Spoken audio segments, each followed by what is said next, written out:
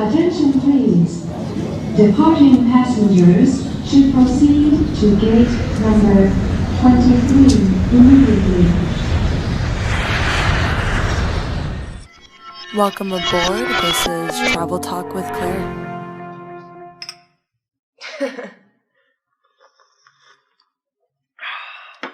The adventure begins. I'm Claire. And I'm Chad. This is Chad. We've got Chad here with me. Chad's my good friend, and we are talking about traveling and kind of just about how it's become a part of both of our lives. We kind of have some tips, some tricks. We have some insight from different places that we've been, a couple stories, and overall just points of what we think travel is and like what travel means to us. So I guess if you want to start, how did you start traveling? Like, what is your traveling background? Like, what are your memories, and where did your desires and love for travel kind of root from? Actually, pretty similar to yours from what I know about your travel background. I grew up, my grandpa had a cabin in Minnesota at Otter Tail Lake, and every summer about probably 3 or 4 times we'd go up and just visit for a week.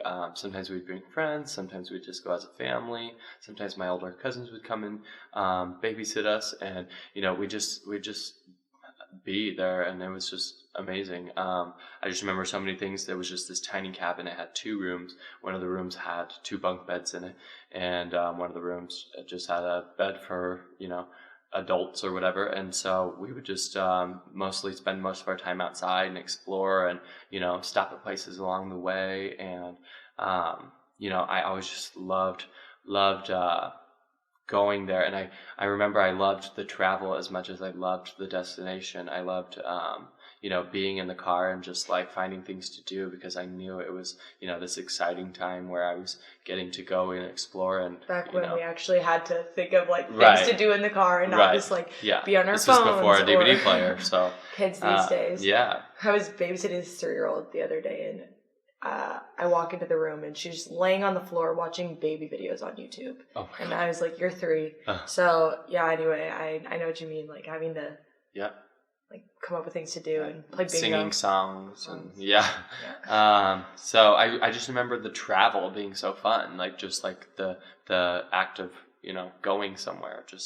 I just enjoyed that. Obviously, there were times where it was really claustrophobic and boring, and but for the most part, it was always a good positive experience, because it was signifying that something good was to come, something you were going towards somewhere where you wanted to be. Mm-hmm. And that's how I felt about my cabin in Minnesota, or my grandpa's cabin. And so that's kind of shaped my opinion on on where I like to go, what I like to do, and what it means to me. Cool. Yeah, I think that's like important to remember that, like, for me and for you, obviously, and for a lot of people, traveling isn't just about like, I mean, it's so cliche, but it's not just about the destination. It's like about the path you take to get there. And beautiful. Oh, stop! Thank you. But no, it is. It's about like going there. It's pretty weird for me to be like saying that now, because growing up, like I had a totally different experience than you did. I mean, I would like get so car sick, and like I hated the car ride. Like I dreaded it. The last thing I wanted to do was get in the car the morning we were leaving. Like I just wanted to transport, or like I used to beg my parents to like drive and fly me there, and just like pick me up from the airport once I got there. I was like, I'm 11. I don't care if I have to fly alone. Like I just did not care. I just didn't want to be in the car. But I guess that's obviously everyone has their own experiences, and that's the beauty of traveling, because it's all very, very per person, and that's what's so amazing about it, is how individual the experience could be. Even if you go with a bunch of people, even if you go with a group of people, the experience is so individual. So true, and every trip is so different. It is. Like being able to just be open and like willing to just not necessarily go by the plan book. I mean, traveling is about like spontaneity, and it's about being open and going into like the unknown. You don't know what's going to happen, and so I think that's pretty cool. But and learning something from it. Learning something, yeah, definitely.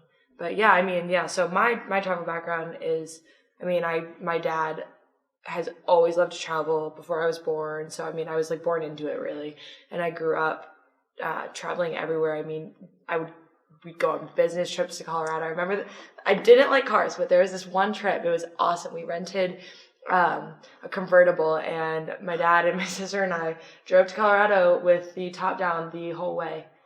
Probably listening to U2 or something like that. I don't know, but Rolling Stones maybe, Smashing Pumpkins.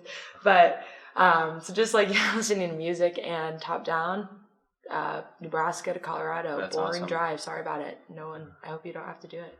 But if you make it fun, which I guess is the whole point, That's what I was. then it could, it can be fun. But so yeah, I mean, I grew up kind of traveling all over the place between, Colorado and Minnesota. I also grew up going to a resort in Minnesota every summer, and that was really cool travel experience because the resort that I went to, we had the same week, the same year, so everyone else did too. So like we got to reconnect with those people every year, and that was really awesome. Just like cultivating relationships from like long distance and learning how to do that from such a young age and staying connected to those people. It's like that's really cool. And then I had my first abroad experience when I was 12. I went to Italy, and it's like that was really cool, and that's influenced lots of other travel features that I won't get into right now. But anyway, so Chad and I was almost going to say Tradful. Oh, I don't know what was going on there. Tradful. I don't know. We're traveling. We love puns. We do. And stuff. But that was not one. No. That was just fail. a misspeak. Yeah. So Chad and I, what I'm trying to say is Chad and I have had quite different travel experiences, but we've also had like a couple similar ones. We've gone a couple places together. We've been to Hawaii, Colorado. That summer that I went with your dad and yes, I was like, when did we go to Colorado again? I can't even remember all these places that I know. I just remembered that when you were talking about going to Colorado with your dad and sister. All right. Good call. All right. And we used to go to school together. Yeah, we went to school together in Minnesota, Bemidji. And that kind of built a foundation for Claire and I traveling together because we, our other friends, Claire's sister Caitlin, and then our friend Connor also went there, and all of us from Omaha. But they were a lot more homebound in Bemidji, whereas Claire and I were just like so back and forth. We just loved to be in Omaha. We loved to be in Bemidji. We loved traveling between the two. We liked to go in the cities. Where we wanted to be at that time. We didn't. We really didn't. And you had been there for a whole year prior to me getting there because Chad's a year above me in school, so he was there a whole year before I was. So then when Claire got there, it was fun for me because Connor and Caitlin didn't want to leave as much from Bemidji, which is great they still don't typically like they don't and that's great for them. I'm glad that they're happy there, but I am just so I liked to be moving around. I liked to be kind of mix it up a little bit, and especially at that time in my life. And so when Claire came, it was great because we kind of would just kind of look for opportunities to get out of Bemidji, which is this pretty small town of about 10,000, 12,000 people. Which in the middle of winter equivalates to about 20 people because everyone stays inside, so you don't see anybody. Yeah. I just think about the times where we'd want to go back to Omaha for a break or something, and it would be like, we would plan on going on Thursday because we'd have school off Thursday, Friday. It'd be like a Monday night. We'd be talking about Thursday. I think it was a Sunday, and we were thinking about going back on Thursday since we didn't have school that day, and then we were kind of thinking about our schedules, and we were like, well, what do you got? What do you have on Wednesday? I could probably skip my Wednesday afternoon. I think I could too. I don't really have that big of a deal. And if I'm gonna skip Wednesday, I might as well skip Tuesday. If you're gonna skip Tuesday, I could probably skip Tuesday. Yeah, and then that only leaves tomorrow, and it's like, should we really even go? I don't know. What time? Chad, what time is it? It's 2 p.m. 2 p.m. We could just go right now. Yeah, I would like to go right now. That sounds great. All right, yeah, you just go home and back, and I'll meet you at the grocery store. We'll pick up some snacks, and we would just go. I mean, and this happened 3 times. Yeah. That was the conversation that we would have, and I remember, particularly laying on my dorm room floor and just having this silly conversation, and we were we'd also talk about should we invite Caitlin and Connor? maybe, but like they're not going to But want to go nobody wanted. anyway. Yeah, I mean, No one ever wanted to go. So well, because I mean, it was so last minute that why would they? and we would. Yeah. I don't know. We were kind of being do that? ridiculous. So I don't know. At least more than once. Yeah. Well, we're like 17, 18. I don't know. Not that age. We age were is but a thing. But at that point. We were very directionless. We just kind of wanted to go somewhere. Yeah. We didn't know where we wanted to go. So just like being able to move was kind of like reassuring in a way, Yeah. like being able to get in the car and go, like if you felt like Mm-hmm. constricted or confined. And I think that's in itself is like super resemblant of just traveling in general, is like being able to just get in the car and go. Yeah. Like it's hard to doesn't do. matter. It's hard. I struggle with it today. Yeah. As your life gets more, structured, you just kind of lose that ability to just drop everything and go. Yeah, But true. it's so important when it comes to travel, especially when you've already dedicated like a week to travel, like being somewhere and just going with the flow, and just I do see the importance in that, because not everything needs to be so structured. I mean, you kind of when you do that, you kind of subject your trip to certain things that like the agenda that you thought were going to be best, but that doesn't leave any time for the things that you don't know yet. And it doesn't it doesn't leave room for like exploration. It just is kind of like, okay, we're gonna do A, B, and C, and I think that's definitely like one of our favorite. I mean, it's definitely one of my favorite things about traveling is like being spontaneous and like not going by the books and not having a solid plan. I mean, maybe having like, oh, I want to do this or I want to do that, but just kind of like going with the flow and seeing where it takes you. And speaking of seeing where it takes you, I mean, coming back to Omaha was not the only time that we would like do those type of spontaneous trips. There was this it was like a Tuesday night. We were about 4 hours north of the cities. Minneapolis. So that gives you a better perspective of where Bemidji was. Yeah. 2 hours south of the border of Canada. So we were really far up north for sure. And so it was like a Tuesday night, and I got a call from my sister and Chad, and she was like, oh, what are you doing tonight? And I was like, I don't know, like homework. It was a school night. It was a school week, middle of the semester. She's like, okay, well, we're going to go to a concert in Detroit Lakes, which is about 2 hours away from Bemidji. And I was like, well, I mean, okay. So we like all got in this car, and we were just like, we went on this little spontaneous road trip, and we went and we saw this band called Medicine for the People, which to this day they're still like one of my favorite bands, like good friends. And so we went to this concert, and we just fell in love. Like it was just like transformational experience in itself, which is like so cool because I had never heard of them. I mean, had you heard of them? No, I hadn't. Well, Caitlin's boyfriend Jesse, who's our good friend as well, he had kind of introduced us to them, a while before, but there wasn't a lot of music that we had of theirs. So he was familiar with them, and so he had heard about the show, and that's kind of when he decided he wanted to go, and Caitlin was going, and then we kind of decided to hop on that train. And I heard their first song on the car ride down to that concert. Really? Yeah, that was the first. But that's awesome. So anyway, we all fell in love with this band, and just like their message is just like super awesome, and it's very in line with like our lifestyle and like our beliefs and kind of the way that we approach life. So that was pretty cool. But so at the end of their show, they got on stage and they're like, yes, like if you liked your show, like we're actually going to be in the cities this weekend, which we said earlier was 4 hours south of Bemidji. And this was a Tuesday night at this concert. So we're like, oh, like we have school and stuff, but we gotta go. Like we gotta go. So we like decided before we even left that first concert that we were gonna go to the second concert that weekend. So we went back to Bemidji, and that weekend came, and we went to we drove down to the cities. It was like 4.5 hours maybe. It was probably, I don't know, cold out, so maybe we were driving somewhere. Anyway, not the point. We drove down there, and it was an awesome show. Fell in love again, and got to talking with them. They're like super approachable band, and so that was cool. Just kind of like, hey, I'm Claire. They kind of like said, hey, we shared hugs, went on with our days. Well, fast forward a couple months, I was going to Hawaii, which was really a cool experience in itself. But I'm walking down the the street and I hear who is now my friend, Dustin Thomas, is singing. And I was like, oh, like, that's pretty cool. They're playing a CD on the street. It was like this little art night thing. And I was like, yeah, that's like pretty cool. And then he starts talking. And I was like, what? Like, that's not a CD.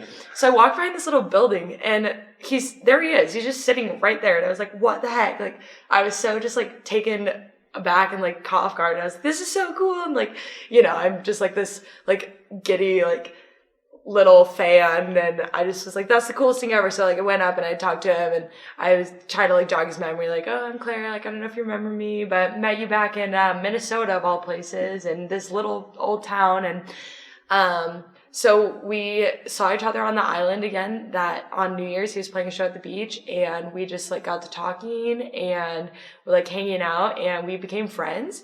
And so when we were back on the mainland, we started connecting again, and he's from Minnesota. He's based out of Minnesota. So, and I was living there at the time. So we like started having all these connections, and just like, it's so cool because just being spontaneous, like with you guys and going to that little concert has led me to travel different places with them, because over time they've become my friends, the band, and particularly Dustin. And so I've been to, Hawaii, Minnesota, Arkansas, they've been to Omaha. And what I think is so cool about that story where you ran into Dustin on the island is that when Dustin is separate, he plays a lot with Medicine for the People, but he's his own one-man band. Now he's a solo artist. Right, solo artist. And so so he happened to just be playing with them that first night we went to see Medicine for the People. Mm-hmm. So that was our first introduction to Dustin. And then and so that was cool because you kind of, didn't even know to expect. You didn't know what to expect from Medicine for the People. And then also got a dose of Dustin, which was really cool and magical. And then, continued to seek that band out in Dustin by going to the follow-up show that weekend in the cities. But then it was just cool because, that was a planned thing. But then when you ran into him on the island, that was just really neat experience for you because that was a thing that was very unplanned, where your travel paths, collided, where they aligned. Right. Somewhere so far from home, and so just like, but it was like so random. Right and like but it was so I mean, I just think that that's so how things go and how and it's so cool. Just like, I would have never imagined that like that little spontaneous trip in Minnesota, 2-hour trip, would lead me to like where I am today. I mean, now he's not only like one of my like best friends, like love him, but I'm also working with him a little bit, doing some like little managing things. Yeah, no, that's great how that happened. Not a ton yet, but it's crazy. It's just like, that's such an important thing about traveling to remember, is like the opportunities, and you just never know like where it's going to lead you. And the more that you travel and the more that you learn, the more knowledge you have to apply to other things in your daily life. So like, Chad, for instance, you went to prep here in Omaha. Yeah. And you've done lovely. No comments? No. Okay, yeah. So anyway, Chad, you've been on a couple of different like group trips that have obviously led you to different opportunities. Mm-hmm. So he went on a service trip in high school. Uh-huh. And I was 16. I went to Mexico. My friend Connor was going on this trip and, kind of told me about it, and they were looking for a couple other people to fill the spots for the service/immersion trip to Mexico City, where we flew into Mexico City and kind of traveled around, mostly in Puebla and Nochixtlan and Oaxaca, a couple other places around that part of Mexico, kind of the heart of Mexico. And so what we did there was, it was only a week-long trip, so it wasn't like super long, but within that week I got to experience a lot of different things. First of all, we did a little bit of service where we were on a mountain, and the mountain had been recently deforested, and our mission was to reforest that mountainside by planting trees. And that was just like quite the experience, because we got a taste for how difficult that can be on a mountainside that's super rocky. And we worked alongside some people who were native to Mexico and who did that for a living, and found out how much they earned doing that, and experienced how difficult such a job was and how important it was by learning about it. And so that was really interesting and eye-opening, definitely. We also, visited a school for the blind and learned about this guy who started this school and his mission. And we also went to help, reconstruct this house, this school that had been, kind of beaten down, torn apart, and it was kind of an important school. So we took part in helping restore that. And just different experiences throughout that. We did a homestay where we stayed with a family and kind of learned about home life, and it was just a really interesting experience. And I think at that point, that really shaped the cultural aspect of traveling for me, because before, as I mentioned, my experiences were based in the states close to home, Minnesota, Colorado, places not too far from home, and places with similar cultures to what I grew up with. But this was the first time that I'd gone somewhere with, and learning about and immersing myself in a culture that I had no idea anything about, and a culture so different from my own. And at that point, I can honestly say I was not very culturally aware. I grew up in a very, I don't know what the opposite of diverse is, a not diverse culture necessarily. I don't want to not necessarily like sheltered, but not in necessarily a sense, sheltered, but sheltered in a sense, yeah. because I wasn't being, I wasn't, exposed to yeah, like I was different right. environments or Yeah, it was all, my friends and the people around me all had similar cultures to what I was growing up with. And so, so that was my first experience, and, an eye-opening experience to how another culture lives, because, that's something I didn't have before. And at that point, I wasn't very culturally sensitive. I mean, I was sensitive toward people, so I wasn't it's not like I was being, dumb, but I also had no idea what to expect, what to say, how to act, how to be appropriate, how to be sensitive in a place that, I'm a guest in, I feel. Which in that, I think that comes also with just traveling more and more and more and more. It's, you kind of get more comfortable with, basically how to be appropriate in different cultures. I mean, it's okay to not know everything. You're not supposed to. That's why you travel. It's you travel to learn. You travel to engage. And that's cool. But yeah, I mean, definitely you've grown a lot as a person since you were 16. I mean, I hope. I mean, yes, you I have. Definitely. And all these years later. And you actually just went on a trip to Tanzania. Yeah. And so that was probably, I would say, my next, the next kind of follow-up trip to my experience in Mexico, because this was another place where I was visiting that I had no idea about their culture. I had no idea, what to expect. And this was a different experience for me because, as I said before, when I was in Mexico, I wasn't very culturally aware. But, as I've grown up, I've become more open-minded and cultured, and learned more about different cultures and been interested in that. And so going to Tanzania was a whole different experience. My aunt took 15 of us, all of her nieces and nephews and spouses, and so we were traveling with a big group of people, which was very difficult to do because it's such a large group of people with such different opinions and such different attitudes and mindsets and goals and reasons for travel and reactions to travel. So and it was different ranges of ages levels of traveling and ages, not levels of traveling as if it's a competition, but experiences.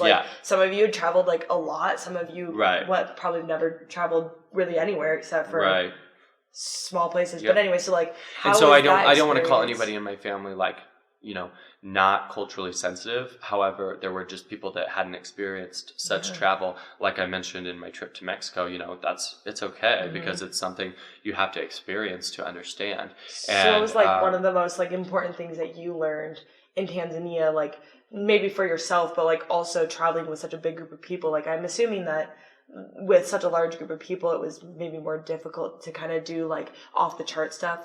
Definitely, you probably did more touristy things, I'm assuming. Yeah, we did. We were kind of taking part in some cultural tourism where we were my aunt was basically paying for us to have these experiences within different like villages and cultures, different groups of people, different places where, you know, we were paying to have part in that and to experience So like how that. authentic is that really? I mean, like, did you feel any authenticity there, or did you kind of feel almost more disconnected from the culture by being like such a tourist? That's a good question. Engaging in that type of whatever. Yeah. No, that's a great question, because, you know, that is something I did feel, is that there were parts of me that did feel very like I was kind of overstepping a boundary, because you know, I kind of thought about it in the way that I would think about the zoo. I love the zoo. I think it's such a cool place because, you know, it's a great place to be able to experience things that you wouldn't necessarily otherwise. Right, like animals. China, yeah. Wherever. Yeah. So like, you know, we have giraffes and elephants and zebras in Nebraska, which obviously are not native to Nebraska. So the zoo is a great place for... I know, I did see a zebra in the park the other day. I didn't. Yeah. I did not. I don't know about that. I think you're hallucinating. Shoot. But yeah, so like I love the opportunity to go to the zoo, and I work with kids. I like taking kids to the zoo and teaching them about animals and giving them those, you know, experiences, because you wouldn't necessarily otherwise, unless you go to like a place like Africa, which not many people are opportune to do. So, however, the problem with the zoo is that the fact is that they're not native to Nebraska. Yeah. So being in Nebraska, you know, those animals are it's unfortunate. They're not in their homeland. They don't necessarily have free places to roam. They're not in their natural habitats where their bodies, where they're meant to be. And so the zoo, as much as I say I love the zoo, it's also a really sad place to me. It's a place where, you know, animals are just being, you know, observed in a cool way, but at the same time, not necessarily appreciated. You know, people just go and, you know, probably take advantage of the fact that these animals are there for our enjoyment. They're not there for their enjoyment. And that's kind of how I felt a little bit when experiencing cultural tourism. I remember a day I went to visit a village in a Maasai village in Tanzania, which the Maasai are a group of people that are like one of the most native to African cultures, because they've just not developed a lot of their cultures. They're very, very traditional culture from long times ago. Long time, very long time ago. Anyway, from a long time ago. Anyway, go traditional, on. Yeah. Sorry, I got distracted. Anyway, so we visited this village, and they welcomed us in, and they, you know, did a dance for us, sang some songs for us. It was really cool to watch. And then we got to kind of go and see how they live, and they lived in these tiny huts that they made of mud. And were those like huts that they actually lived in, or were they like replicas? They actually lived in them. Yep. Like I said, this is a very traditional culture. However, so then they took us to the little school, and it was kind of cute. The kids had learned some English. Like they knew the English alphabet and some English songs, and that was really cool. But the problem was, you know, I was asking, I had a lot of questions because I was so curious. And, you know, like I was experiencing this culture that was so different from my own. It's so, you know, just like very eye-opening. And I had some questions, and I was asking the guy some questions, but by the time he had finished kind of showing us their digs, he was very focused on getting us to buy things from him. Yeah. And you know, hardly wanted to engage in any conversation with me about their culture and about how they live, and, you know, talking about it. And that's kind of why I was there personally. I was there because my aunt took us there. I didn't even know where we were going. It was all very, not our aunt didn't tell us what we were doing when we were doing that. Well, and not to defer like too much from your story, but that is interesting as well, because I went on a pretty touristy trip this summer to Mexico. Right. And, you know, I had the resort experience, and like, there's nothing wrong with that necessarily, but it's also not authentic. But we were touring Chichen Itza, and, you know, the tour guide was giving us all the lowdowns and the things that they're supposed to say and the history. And I was like taking notes in my journal. And at the end of the tour, he like came up to me and he was like, hey, like I noticed you taking notes. Like I think that's really cool. A lot of people come here and they just kind of like nod their head and walk around and just kind of like look at things and then like forget it and kind of it's like a check off their list. But like that's really cool. Like, do you have any questions? Like, do you want to talk about it? So like that's it's interesting because it's kind of like almost an opposite experience than you had with in that like touristy culture. So that's kind of interesting. You know, obviously there's like pros and cons to being like touristy, if you will. Right. And so so what I was saying, I'll wrap it up because I obviously was just talking. Anyway, so what I was getting to was at that point when I was asking questions and wanted to know some more things about all the, you know, exposure I just had to their very traditional culture. And all he wanted to do was sell me things. I realized, you know, that this is a business opportunity for them. And that's when I kind of realized that, you know, they weren't welcoming us in for natural reasons. They were welcoming us in for a business opportunity because they needed the money to, you know, to thrive. And so that was a way that they were earning money. And I can't blame them for that because that's just their way of life. Yeah. But it was unfortunate because I was feeling as though, you know, it just felt like a very unauthentic experience after that. You know, it was authentic until I came to that realization. And, you know, at first I didn't even realize my aunt was paying for this. Like I kind of thought it was you know, as we were kind of visiting places that we were, right. Cause it was, your aunt was paying for it because it was like, it was a gift to you all, right? She had just wanted to take us there. She had gone there a couple of years prior and she's single now and she, you know, has no kids, and so she has 3 siblings, and she took all of her siblings' So kids. some of it was more of like you didn't necessarily know she was paying for it though because it was because you weren't having to pay for it up front. No, like, she was kind of doing it like for you. Yeah, she didn't. So and with such a big group, it's like obviously you're not like standing in line paying for it. So she kept a lot of the trip, you know, a surprise. Like as we were going about things each day, you know, she would kind of like tell us little things about what was going to happen for that day. But I mean, like. The day before, I had no idea what I was doing the next day. And, you know, so I was kind of experiencing things as they go, which was a cool way to travel. I really enjoyed that, not having to plan anything because I'm not someone that likes to make decisions. I like people to make decisions for me and I like to just go with the flow. However, that was what was interesting about it because then after I kind of realized that she was paying for these experiences and that, you know, the people weren't as welcoming. I mean, it's not like they were not welcoming. It's not like, and that's kind of how I feel, you know, that's why I correlated it to the zoo. It's not like it's you know, they're real animals. We're seeing real things. Like but it's just not, I'm not experiencing it in a natural way. Yeah. I'm experiencing it in you know, I paid to be there. Yeah. I didn't personally, but, you know, I was being paid for to be there. So that, you know, that's just kind of something I thought about and that it was just very interesting and, you know. And it's just like, there's just so many different ways to travel. There are, As we've kind of, you know, made it clear, like through all of our different stories, like traveling alone or traveling just 2 people or 15 people. And every experience is really its own. And I think the most important thing is that like you learn something from each experience and that you kind of take something from it. And definitely. I went to this talk the other week in Omaha, actually. There's a travel group, and they had asked one of my family friends to be a speaker.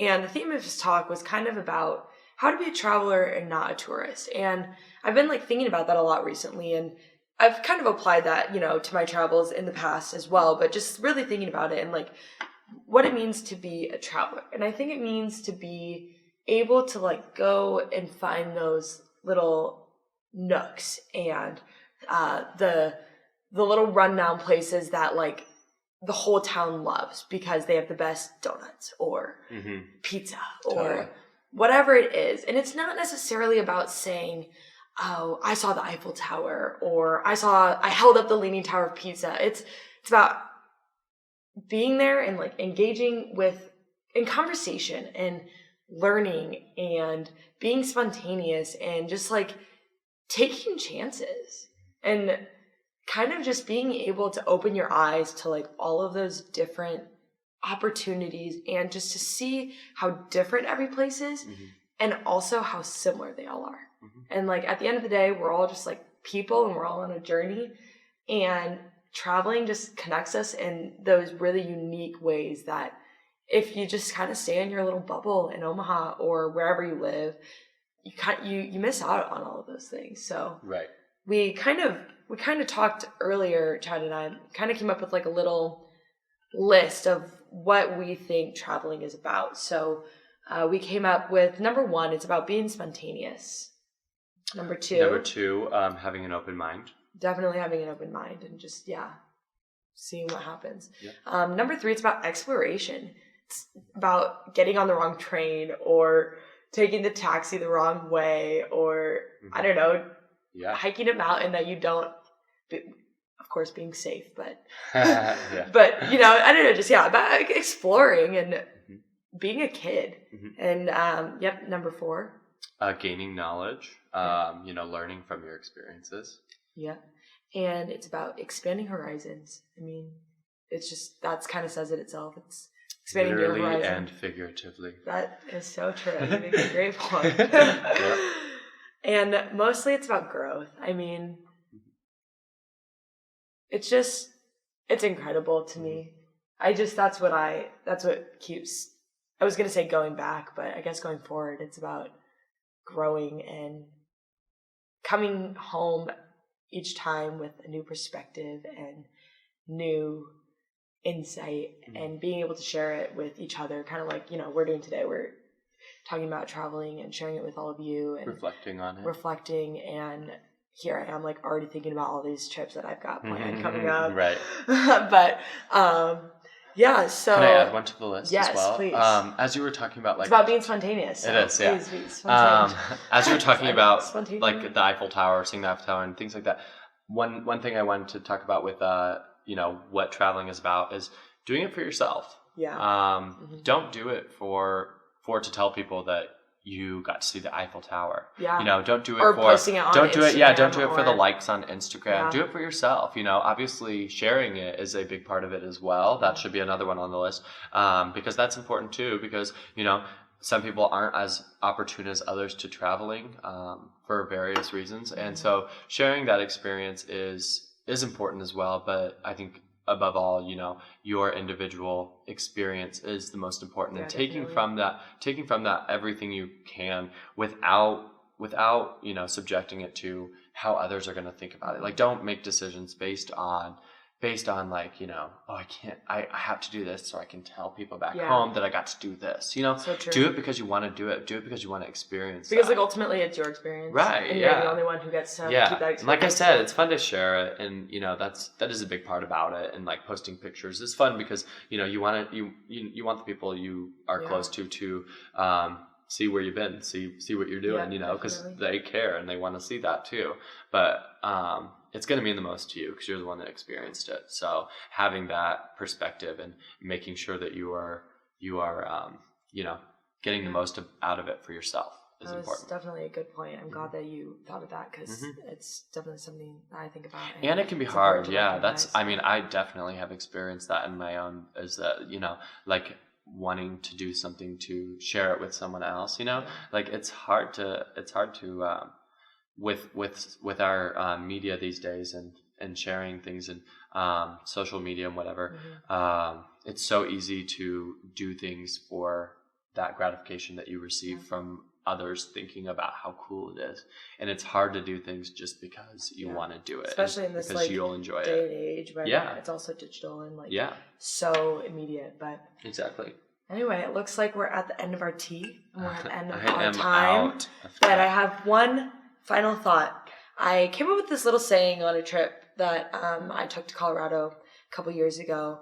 And I think it describes me quite well. And I also think it's like an important thing that a lot of other people can grasp. And it goes like this. It says, a lot of people travel to find themselves. And when I travel, I am myself. And I just think that's really important because to me, it's about being present in the moment. It's about not thinking about, exactly like what Chad said, like being in Africa. It's not about knowing what you're going to do tomorrow or what you're going to eat for dinner. It's about being present and just like enjoying every moment. And it's not even just about traveling. It's about life. It's about every day you wake up and just, it's about the journey. So about being yourself in the journey and just taking that little thought every step of the way. Wise words from our travel guru. Travel guru. I'll accept it. I'm accepting the nickname. Yeah. But anyway, thank you, Chad, for hanging out with me. Yeah, thanks for having me. about Thanks for the tea. Traveling and sharing stories, Yeah. and hopefully we'll be talking again in the future. Yeah. And obviously, This is the end of our friendship. as our friend, we'll be this talking way. all the time. But hopefully, maybe eventually you can be on my show in the mountains of Switzerland or I something. would love that. I would love that. Mhm. Be podcasting in the future. Yes. But I'm excited that Claire is doing a podcast on traveling because Claire, it's so cool that Claire's found something that she can, an outlet to talk about her travels, because that's her favorite thing to do. That's talk and travel. That's what I've known about Claire. She's not a stay-at-home person. Drinking tea, talking, and traveling. Yeah, those are important. So. All right. Well, thank you. Yes, and thank you. And have a sunshiny day. Thank you. You too. And if it's rainy, take it in. If it's rainy, buy a umbrella with the sun on it. Yes, but still go outside. Still travel. Don't forget to travel. Never. Okay. Chad and I are obviously Okay, bye. Say goodbye. Bye. So bye.